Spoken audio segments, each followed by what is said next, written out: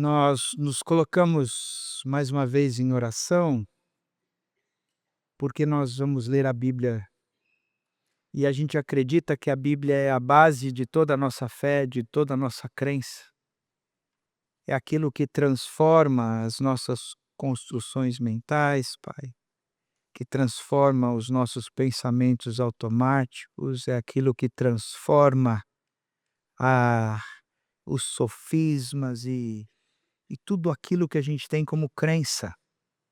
A tua palavra vem e confronta e faz para nós e traz para nós algo novo.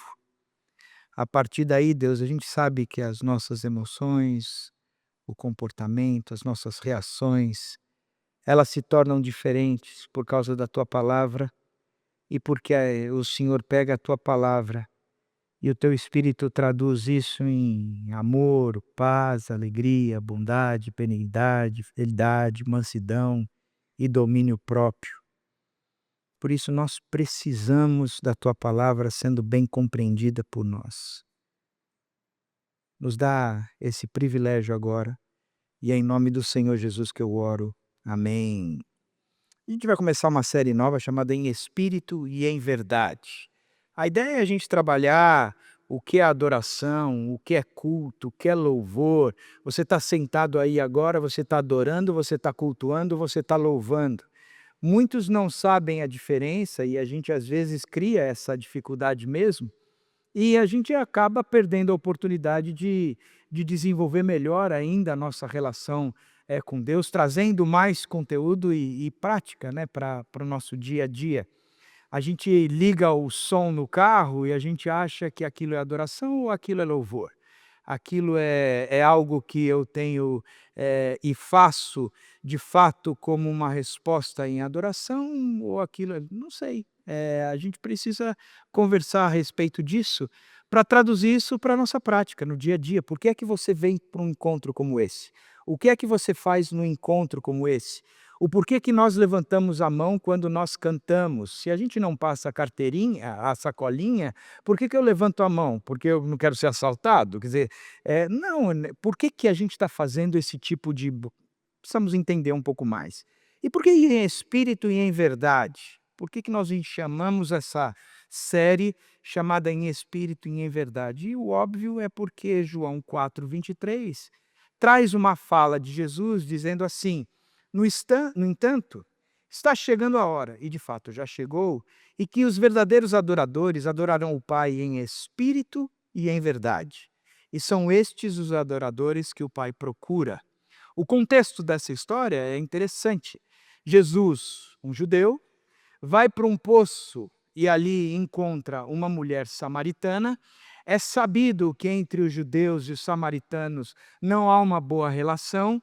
É sabido também que, culturalmente, um homem e uma mulher que ele não conhecia não deveriam estar tendo esse tipo de conversa. E no texto apresenta algo ainda mais concreto a respeito dessa conversa. No texto se apresenta que essa mulher já tinha tido 5 maridos e estava agora num outro relacionamento, que o próprio Jesus apresenta para ela dizendo: "Olha, esse não é o teu marido, porque você já teve 5". E aquilo gera um impacto na vida daquela mulher de tal forma que ela diz: "Olha, eu vejo que o senhor é profeta". E há ali então um movimento de conversão, ela entende quem Jesus Cristo é e aquilo se aplica à vida dela. Esse é o contexto da história quando Jesus diz que vai chegar o momento em que os verdadeiros adoradores adorarão o Pai em espírito e em verdade. Por quê? Porque os samaritanos, eles pontuavam que a adoração deles deveria acontecer no Monte Gerizim, e os judeus deveriam adorar em Jerusalém. E a conversa entre Jesus e a samaritana tem um ponto focal, onde a mulher traz dizendo: "Olha, eu quero saber o seguinte, temos um problema aqui. Eu sou samaritana e você é judeu. Eu digo que a adoração deveria ser no Monte Gerizim. Vocês dizem que a adoração tem que ser em Jerusalém. E aí? Quem está certo?" E aí a fala de Jesus vem: está chegando a hora, e de fato já chegou, em que os verdadeiros adoradores adorarão o Pai em espírito e em verdade. Não tem a ver com lugar, tem a ver com uma outra coisa. E são estes os adoradores que o Pai procura. O que chama a atenção nesse texto é a afirmação final. São estes os adoradores que o Pai procura. Na face da terra, ele olha para essa humanidade toda e diz: eu estou procurando aqueles que são verdadeiros adoradores. Eu estou em busca daqueles que são verdadeiros adoradores. E a pergunta que nós temos que responder olhando para esse texto é: então, o que é adoração? E olhando ainda mais para esse texto, o que é adoração em espírito e em verdade? Porque entendendo o que é adoração e entendendo a adoração em espírito e em verdade, eu posso me enquadrar naquele que o Pai procura e dizer: opa, estou qualificado para ser um daqueles que Deus está procurando na terra, dizendo: achou, eu sou um desses. Então, para isso, nós estamos começando essa série hoje, querendo descobrir um pouco mais as caras da adoração, o desmembrar da adoração, como se aplica essa realidade em vida comunitária, em vida individual e assim por diante. Em espírito e em verdade, como é ou o que significa adorar em espírito? Os verdadeiros adoradores adorarão o Pai em espírito. Para isso eu peço licença para vocês e trago o texto de Filipenses 3:3, que vai nos ajudar a entender o que é adorar em espírito. Paulo diz assim aos Filipenses: pois nós é que somos a circuncisão, nós que adoramos pelo Espírito de Deus, que nos gloriamos em Cristo Jesus e não temos confiança alguma na carne. Olhar para este versículo e entender o movimento desse versículo vai nos ajudar a entender o que é adorar em espírito. O movimento desse versículo são três. Ele vai dizer, primeiro, pois nós aqui somos a circuncisão. Depois, nós que adoramos pelo Espírito de Deus. E depois, que nos gloriamos em Cristo Jesus e não temos confiança alguma na carne.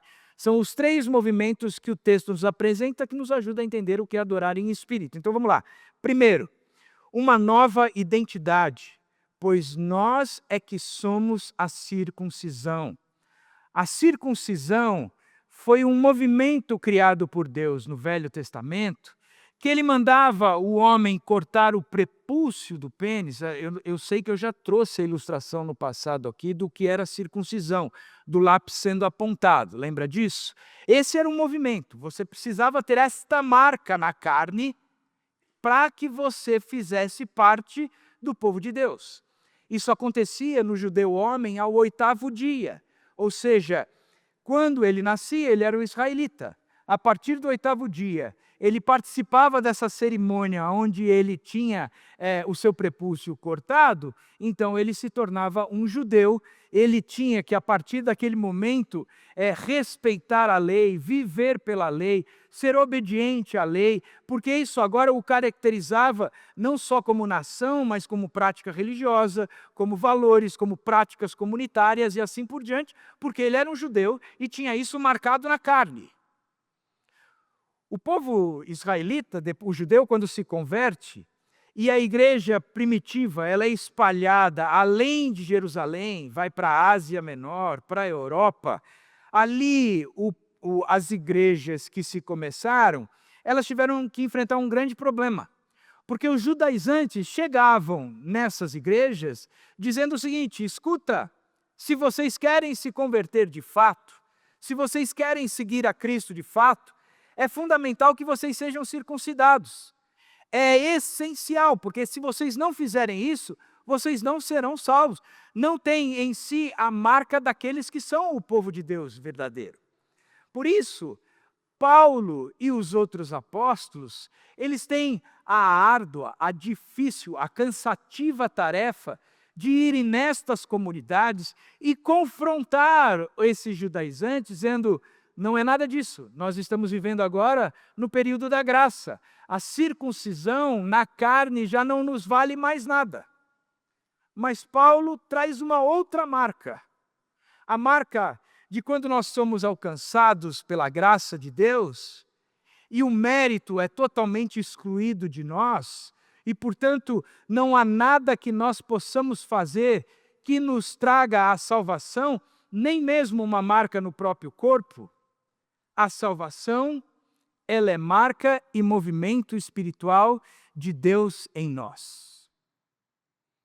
Então nós olhamos o que ele está dizendo, que agora nós somos a circuncisão. Nós somos o povo de Deus. Nós somos aqueles que vivem com esta marca. Ele está confrontando os judaizantes, dizendo que não são os rituais físicos que nos caracterizam dessa forma. Para isso eu chamo a ajuda de Romanos 2, 28 e 29, que ele vai traduzir isso melhor. Ele vai dizer, não é judeu quem o apenas é exteriormente, nem é circuncisão a que é meramente exterior e física. Não. Judeu é quem o é interiormente, e circuncisão é a operada no coração, pelo Espírito, e não pela lei escrita. Para estes, o louvor não provém de homens, mas de Deus. O que ele está dizendo é que ele está ressignificando a circuncisão.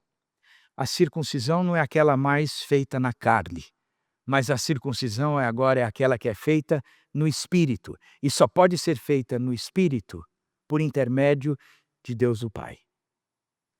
Em outras palavras, o que ele está dizendo é que há uma mudança de identidade. A identidade do judeu começava aos 8 dias de vida com a sua marca na carne. A identidade do cristão começa assim que ele entende quem Jesus Cristo é, o que ele fez por ele e se entrega verdadeiramente a Jesus Cristo. Essa conversão me caracteriza agora como nova criatura. Eu não tenho uma marca na carne, mas eu tenho uma marca no coração. E a partir daí, tudo se fez novo. A partir daí é que esse coração operado pelo Espírito e não por práticas de lei é que me dão essa nova identidade. E vou dizer o porquê.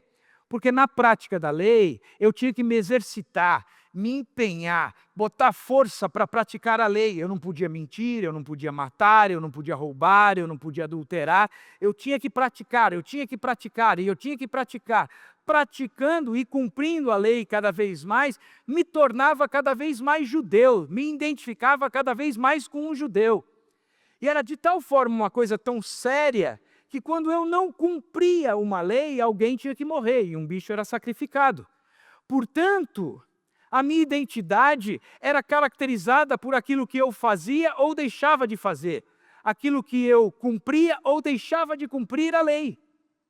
Por exemplo, quando Paulo está trabalhando com a igreja de Éfeso, ele trabalha o conceito de que a salvação é uma mudança de identidade.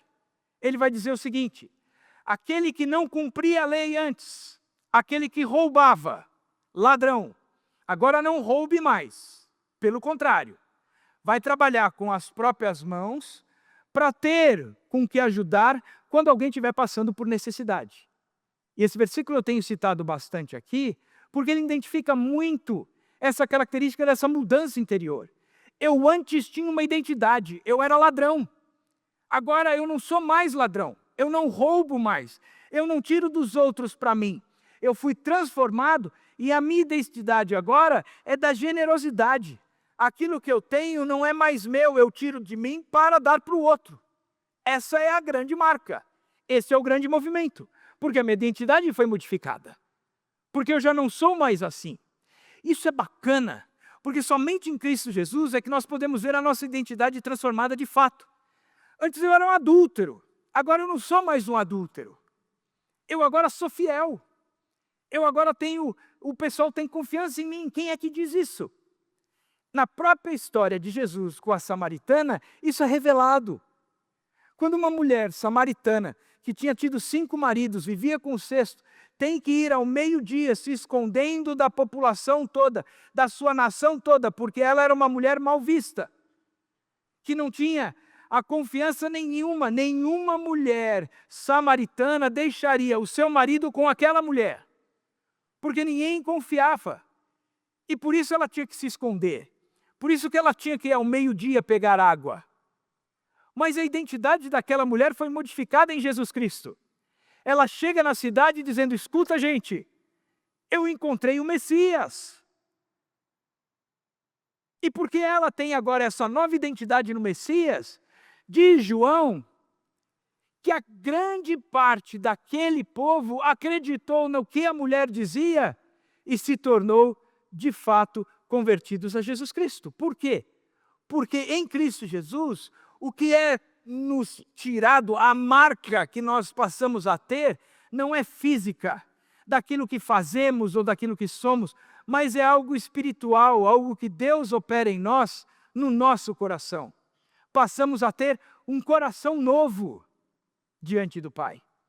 Aonde aquele coração anterior, que tinha suas paixões e desejos, que traziam a identidade com aquilo que eu fazia, é morto, é passado, fica na cruz de Cristo, e agora o pecado que não me domina mais, me dá a capacidade de ser transformado em Cristo Jesus, obtendo então essa nova identidade.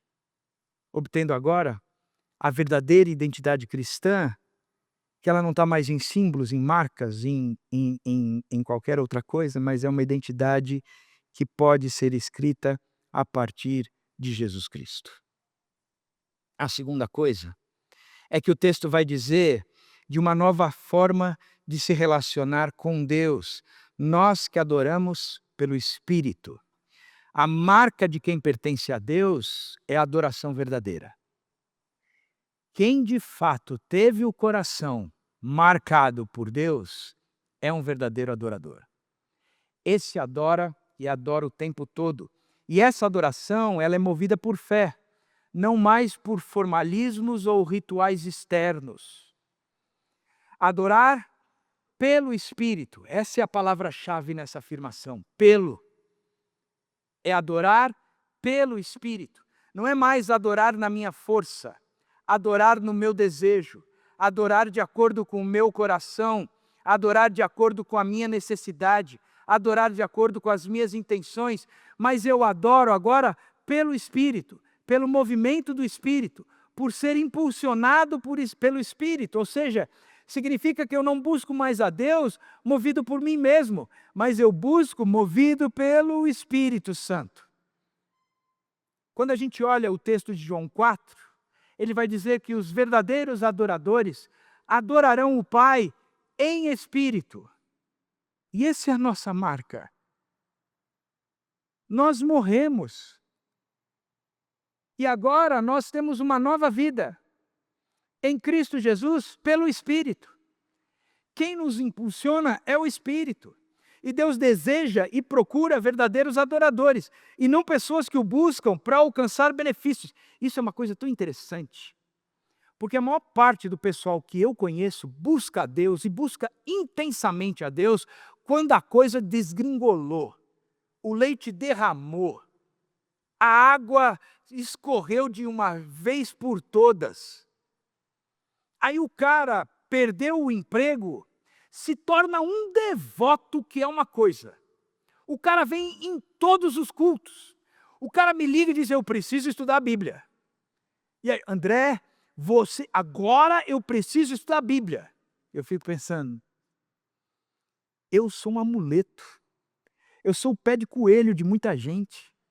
Eu sou o trevo de 4 folhas e eu não posso acreditar que eu sou isso, porque o cara vem para cima de mim dizendo, agora é hora, agora é hora, agora é hora. Eu fico olhando dizendo, bacana.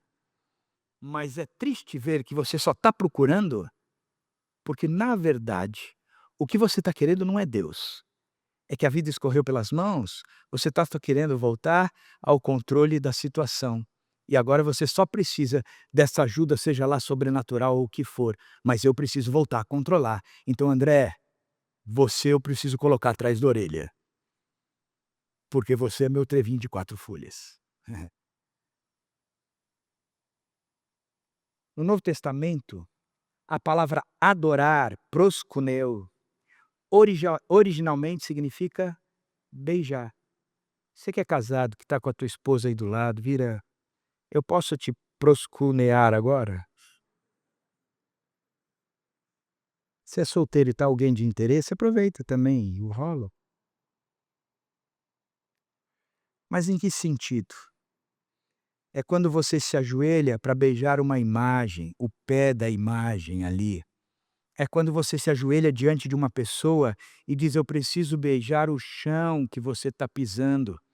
É uma ideia de curvar-se diante de uma pessoa até o ponto de beijar-lhe os pés, como quem lhe diz: "Eu reconheço a minha inferioridade e a sua superioridade. Eu coloco-me à sua inteira disposição. Eu estou rendido, entregue, eu me submeto a você". Isso é adoração. Mas a adoração não é um momento, é um estilo de vida. É uma vida que nós passamos a viver. A gente não adora em determinados momentos, porque o meu coração foi transformado, eu passo a adorar em toda e qualquer circunstância. Adoração é eu me rendi diante desse Deus. Por exemplo, por que a gente levanta as mãos quando a gente canta? Porque quando você é rendido por alguém, um assaltante chega com uma arma, ele chega dizendo: "Mãos ao alto".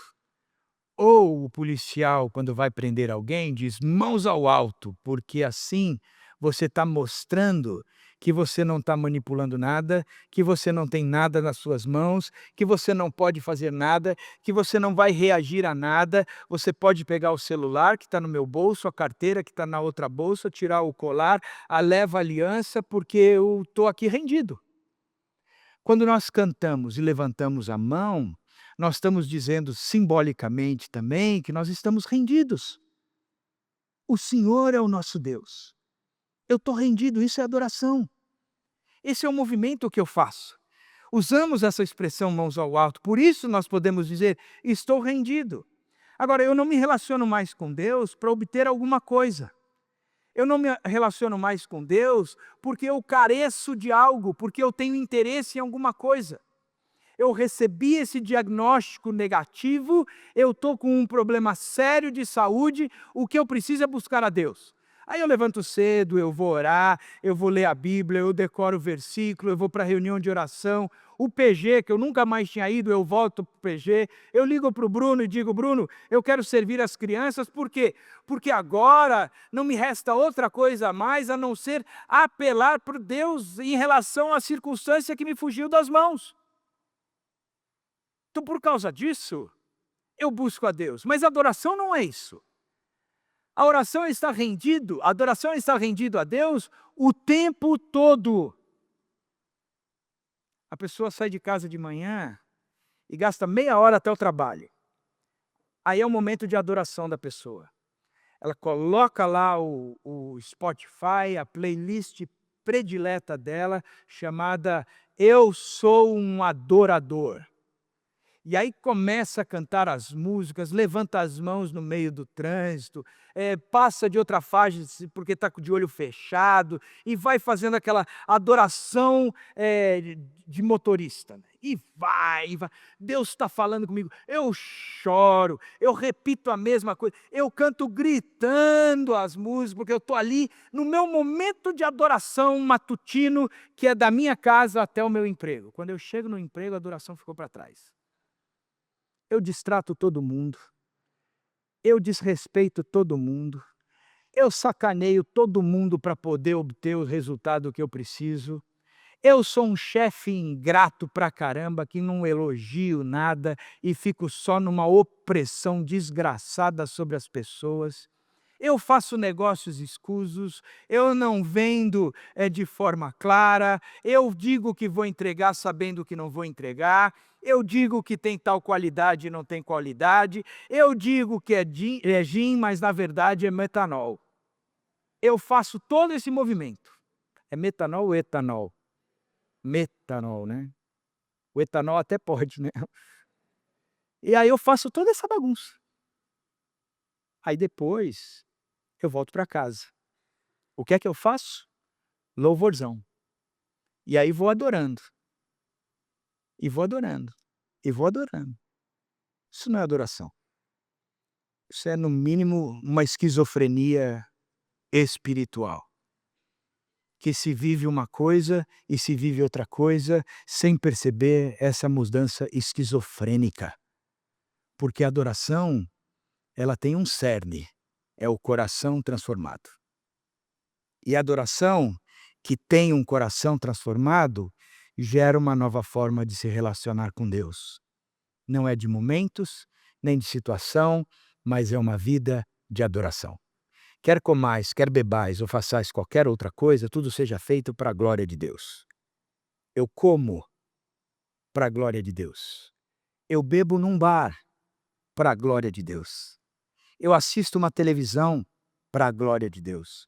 Eu namoro para a glória de Deus. Eu trabalho para a glória de Deus, porque agora eu sou uma pessoa que o drive é um coração novo, movido pelo Espírito a uma prática totalmente diferente do que eu era antes. Isso é adoração. E por fim, o texto vai dizer que nos gloriamos em Cristo Jesus e não temos confiança alguma na carne. O que significa isso? É uma nova base de confiança e alegria. Gloriar-se aqui significa ter confiança, orgulho, alegria em algo. O cristão se alegra, na verdade, ele se apoia exclusivamente na pessoa e obra de Cristo. Já carne é o oposto, é a confiança nas obras humanas, na capacidade do que eu posso fazer, no meu mérito, no meu currículo religioso, na minha capacidade de realizar as coisas, o quanto eu faço por mim e para mim. Isso é carne. Portanto, Paulo mesmo diz que se fosse por currículo, ele teria onde confiar na vida dele. Mas ele não trabalha isso, e você pode ver no texto de Filipenses 3:8. Ele descarta tudo isso como lixo, esterco, diante de Cristo Jesus, porque ele não é capaz de fazer nada a não ser a partir do coração novo, movido pelo Espírito, que traz a ele uma base de confiança e alegria diferente. Gálatas 6,14, Paulo diz: quanto a mim, que eu jamais me glorie a não ser na cruz do nosso Senhor Jesus Cristo. Todo o nosso valor, toda a nossa identidade, toda a nossa esperança agora estão em Cristo Jesus e não mais em nós mesmos. Essa verdade liberta de uma arrogância espiritual, liberta de uma culpa contínua. O saber que somos novas criaturas e que vivemos no Espírito e, portanto, a nossa confiança e a nossa alegria está nele. Mesmo que todo o entorno esteja uma bagunça e seja caótico, o meu interno continua esperando no Senhor. Hoje a celebração às 3 horas do culto fúnebre da Dona Margarete. O texto que nós usamos numa celebração como essa é o texto de Tessalonicenses. Quando Paulo diz ao povo de Tessalônica, dizendo: olha, eu não quero que vocês sejam ignorantes em relação aos que morreram, aos que dormem, para que a tristeza de vocês não seja igual à tristeza daqueles que não têm esperança. Porque o cristão tem esperança. Jesus Cristo morreu por nós para que nós pudéssemos ter uma vida eterna.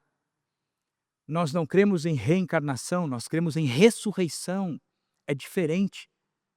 Um dia a morte será vencida, porque Cristo venceu a morte. E a morte vencida nos traz uma vida eterna, a ressurreição. E quando Jesus Cristo voltar, os mortos ressuscitarão primeiro, e quem estiver vivo se encontra com Jesus.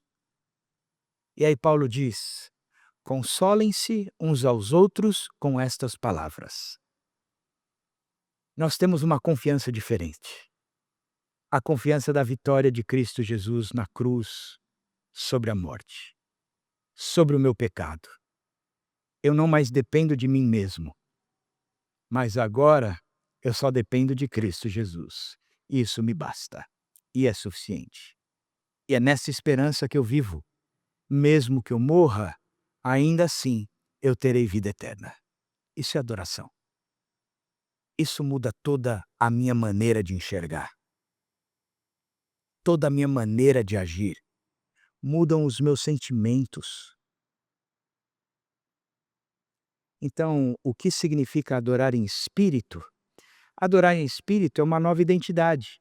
Nós somos a circuncisão. É uma nova forma de se relacionar com Deus, adoramos pelo espírito. Uma nova base de confiança e alegria. Nos gloriamos em Cristo e não na carne. Isso é adorar em espírito. E o que é adorar em verdade? Então vamos ver o que é adorar em verdade. João 17:17 vai dizer o seguinte: santifica-os na verdade, a tua palavra é a verdade. Não existe uma adoração que não seja fundamentada na palavra de Deus. Não existe uma adoração que não seja fruto da palavra de Deus, da Bíblia que entra na nossa cabeça e nos domina de forma integral. Portanto, a adoração ela é fruto da palavra. Isso me preocupa muito, porque eu tenho visto cada vez mais o povo estudando menos a Bíblia. E com o advento das redes sociais ainda piorou mais, porque aí o pessoal ouve tudo, de tudo, todo mundo falando o que quiser falar e traz aquilo como verdade absoluta e como se aquilo fosse a palavra de Deus. A pessoa chega e diz, como diz a Bíblia, água dura, água mole em pedra dura, tanto bate que até que fura. Aonde diz a Bíblia? Aonde diz isso? Tem gente que chega com a cara de pau de mim dizendo, como diz lá em Mateus. Aí fala a frase. Eu digo, foi Mateus que falou isso? Não, está lá em Atos. Foi Atos? Foi nada. Você não sabe a Bíblia. E fica dizendo que sabe. A tua adoração não está fundamentada em cima da palavra de Deus, do que Ele é e do que Ele faz. Mais uma vez, a tua adoração está fundamentada em cima daquilo que você quer, porque você traz como verdade aquilo que não é verdade. Porque a palavra é a verdade. A palavra é verdade. Então, se esse novo coração, ele vai me impulsionar a um estilo de vida diferente, esse novo coração, ele tem que ser transformado pela compreensão. Essas construções mentais, esses pensamentos automáticos, aquilo que a Bíblia chama de sofismas, que são as nossas crenças, que permeiam a nossa vida, as nossas decisões, que são fruto das nossas paixões e desejos, que nada mais revelam aquilo que nós queremos. Estas coisas só são transformadas pela palavra. É quando a palavra vem e vai de encontro, quebrando uma atrás da outra, nos fazendo ter uma nova construção mental. Que bate uma situação, o pensamento automático é da palavra. Eu não me desespero porque a palavra brota na minha mente. Eu não reajo, as minhas emoções serão controladas por isso. As nossas crenças regem as nossas emoções, que regem os nossos comportamentos. Se nós queremos ser diferentes, as crenças precisam ser mudadas. E se nós queremos adorar a Deus, as crenças precisam ser mudadas pela palavra. É ela quem vai transformar, nos dar uma nova maneira de enxergar o mundo. Somente pela palavra. A outra coisa é que a adoração ela é verdadeira quando ela é centrada em Jesus Cristo. Respondeu Jesus, eu sou o caminho, a verdade e a vida. Ninguém vem ao Pai a não ser por mim. Não há adoração que não passe por Jesus Cristo.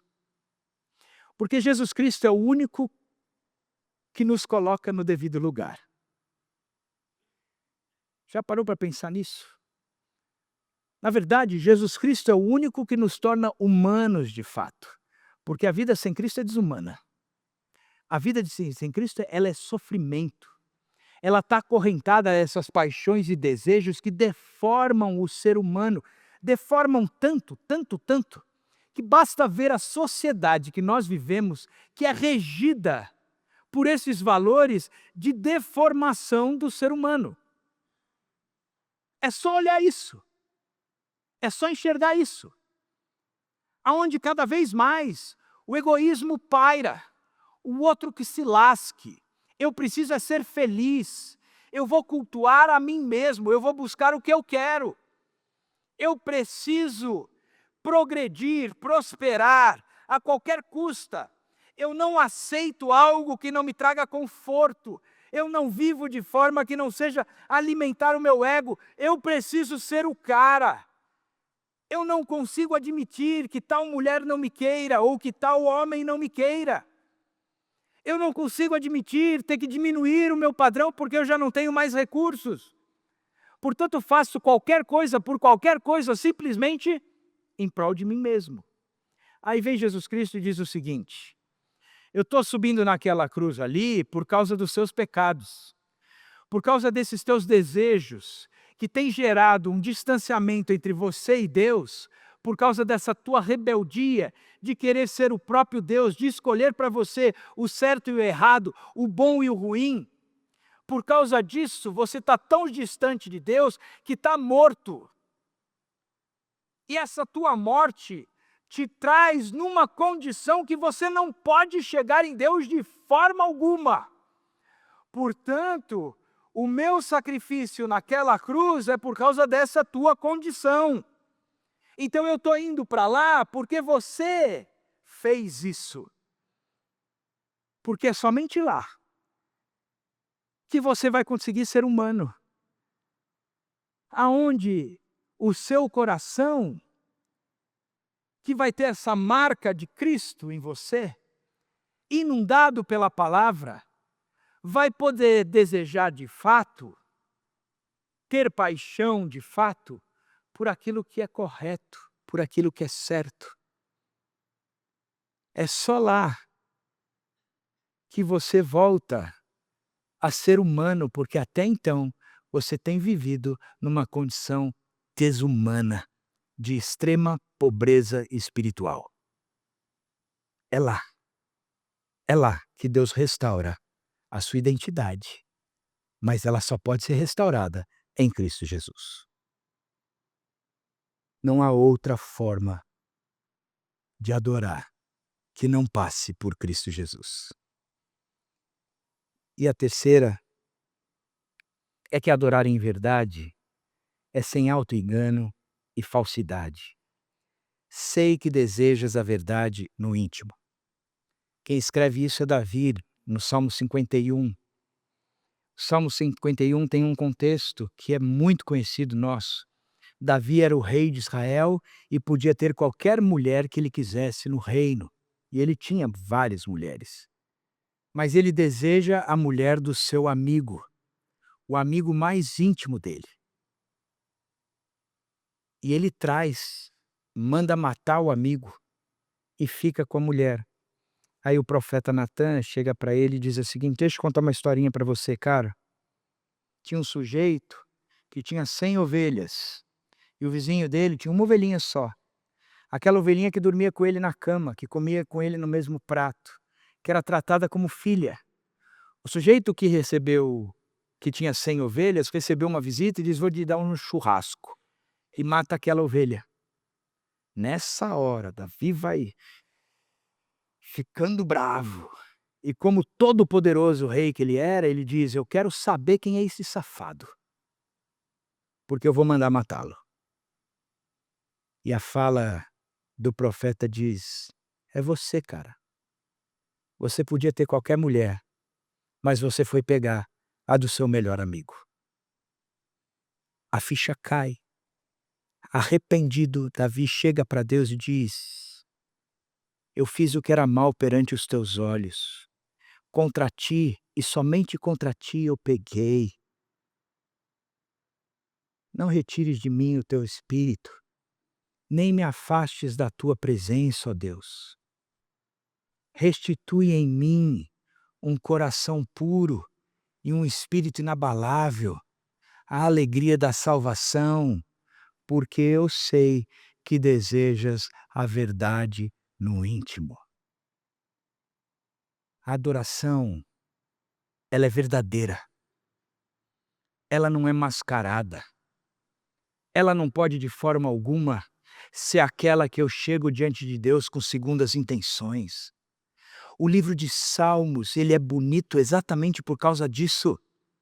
Porque o livro de Salmos são as orações que homens fizeram a Deus e orações verdadeiras, aonde não havia uma máscara de espiritualidade, como quem dissesse: "O Senhor é bom, só o Senhor". Não, eles chegavam diante de Deus dizendo: "O Senhor é bom, mas o meu coração está abatido, a minha alma está seca, está buscando o Senhor e não te encontra. O Senhor esqueceu de mim, não me ouve mais, destrói os meus inimigos, mata aqueles desgraçados, porque é assim que eu consigo entrar na presença do Senhor agora, porque o Senhor espera um coração verdadeiro diante dele, porque aí ele vai transformar esse coração verdadeiro.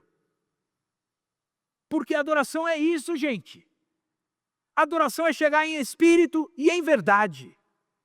A gente acha que adoração é simplesmente: ó, te adoramos, Senhor, que o Senhor é digno, o Senhor é soberano, o Senhor é ok. Mas lá dentro eu estou dizendo: o Senhor é soberano mesmo? O Senhor é digno mesmo?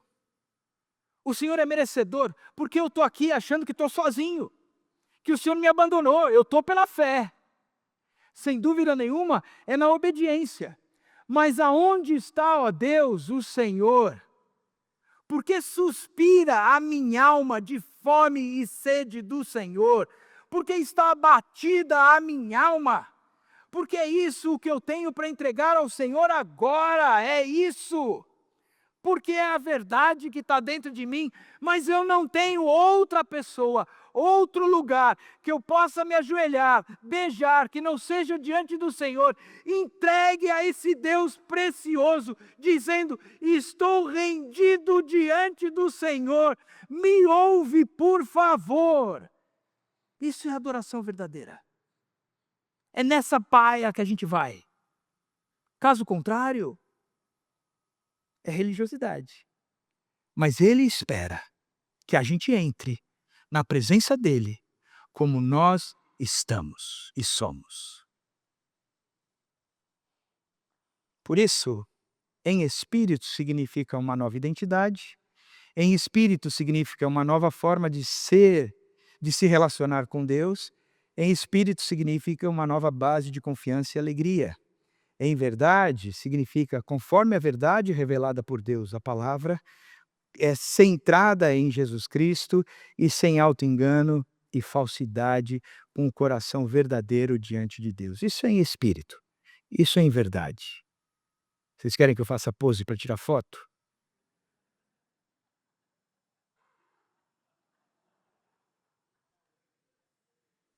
Tiraram? Aí posta na internet, André Fontana, que isso faz bem. Mentira, não é para postar ninguém isso. Corta a minha parte. Isso é em espírito e em verdade. 3 citações de 3 pastores que eu considero, leio e alimento a minha alma. A primeira deles, Dr. Russell Shedd. A adoração em espírito e em verdade é a junção do interior regenerado pelo Espírito com a revelação bíblica que guia e corrige a devoção. Isso é adoração. Quando o meu interior é transformado pelo Espírito e a minha vida é guiada pela palavra. Tim Keller: a verdadeira adoração é impulsionada por uma visão da graça de Deus e não por culpa ou medo. Eu fui salvo pela graça. Jesus me alcançou. Ele foi para a cruz por minha causa. Eu não podia, e essas paixões e desejos que dominavam o meu coração egoisticamente o levou àquela cruz. A graça me alcançou, por isso eu estou rendido diante do Senhor, e ela é centrada em Cristo e baseada na verdade do Evangelho. John Stott. Adoração é a resposta do homem a Deus, iniciada por ele, fundamentada em sua verdade e inspirada pelo Espírito Santo. Quero terminar recordando João 4:23. No entanto, está chegando a hora, e de fato já chegou, em que os verdadeiros adoradores adorarão o Pai em espírito e em verdade. E são estes os adoradores que o Pai procura. Como é que eu sei se eu faço parte deste grupo que Deus achou? Como é que eu posso ter certeza? Então eu vou dar algumas perguntas para você fazer para você mesmo e responder a você mesmo, que lhe ajude a avaliar tudo isso. Primeira pergunta: quais são as evidências de que você está adorando de forma espiritual e verdadeira? Pense em sua postura no culto, na sua vida devocional, sua atitude fora da igreja. Sua adoração é coerente com a sua vida? Pense a respeito disso. Avalia isso. Leva isso em consideração. Segunda pergunta: como evitar que a adoração se torne uma performance ou um hábito vazio? A adoração não pode ser manipulada e é sempre resposta ao que Deus é e faz. O Eugene Peterson diz isso, que é um outro pastor que eu gosto pra caramba. O que é que Deus tem falado para você? O que é que você tem conhecido a respeito de Deus? O que é que Ele tem feito na sua vida? Porque é alimentando, reconhecendo, vendo isso que a adoração vai brotar.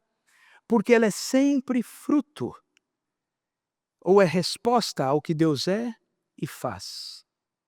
Sua adoração tem sido resposta ou ela é apenas uma repetição? Ouça suas orações. Ouça a oração que você faz na hora do almoço, se é que ora. Ouça as suas orações.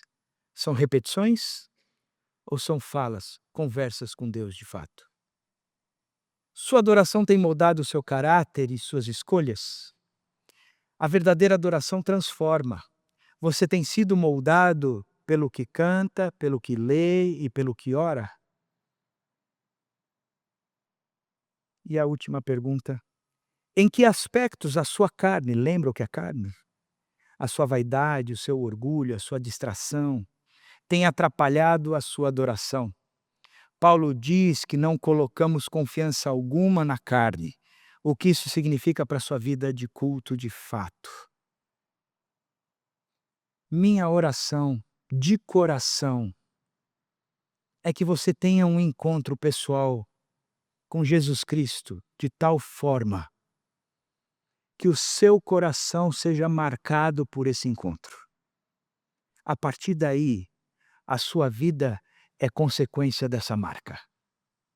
E que você seja um daqueles que, no meio de uma multidão toda, Deus diz: eu conheço aquele sujeito, ele é um adorador, eu sei quem ele é, faz parte da minha família, vem para cá, nós estamos juntos. Essa é a minha oração, e é em nome do Senhor Jesus Cristo, que Deus te abençoe ricamente e nos torne uma comunidade que adora de verdade.